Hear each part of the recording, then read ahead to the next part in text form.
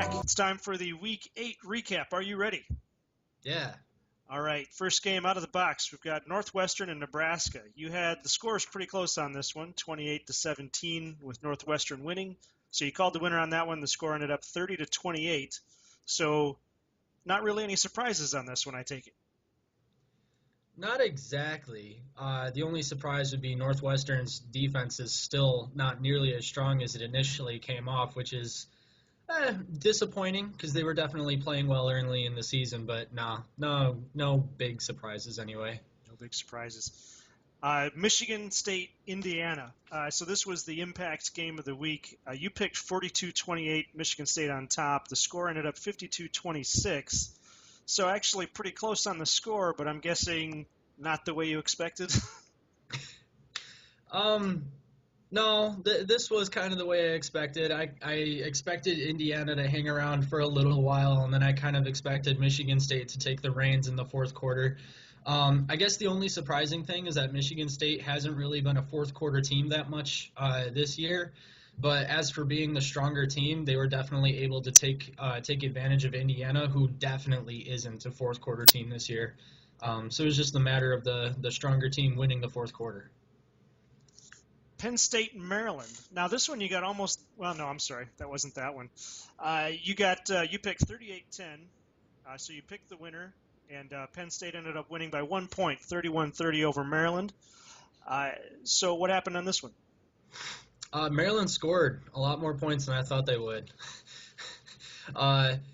Maryland has a good offense. They run a spread O. Penn State, when they go up against some decent offenses, has struggled a little bit. Penn State's not really looking like the 6-2 team that they really should be, or that their record alludes to. It's just the difference of whether or not they can defend against the spread, and they didn't, not very well anyway, but luckily for them, Christian Hackenberg and their offense were able to get the job done late. Now this next game, Wisconsin-Illinois, this is the only one where you didn't pick the winner, but you got Wisconsin's score dead on. So you picked Illinois 28-24 over Wisconsin. The score ended up 24-13 with Wisconsin winning. What happened there? Wisconsin's defense is a lot stronger than what I gave them credit for initially.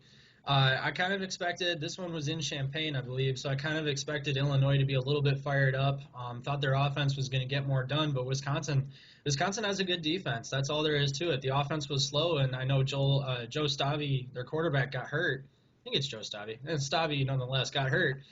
So that could hurt in the long run. But yeah, Illinois' offense just couldn't get it done, and Wisconsin's D definitely showed up. All right, and finally we've got Ohio State and Rutgers, and I think we both talked about Ohio State looking like the number one team finally. You picked the winner, Ohio State 45-24 over Rutgers. The actual score was 49-7. What happened there? Ohio State's defense finally showed up. They shut them down from the beginning. Rutgers had absolutely nothing going until Ohio State decided to put their third and fourth stringers in, second, third, fourth stringers.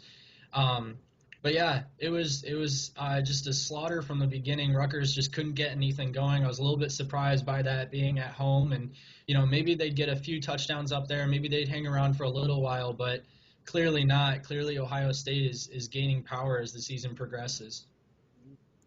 Well, that's Week 8. So I have your point percentage calls at about 70% and your win percentage calls about 80%. So you're still hanging in there. You're doing pretty good.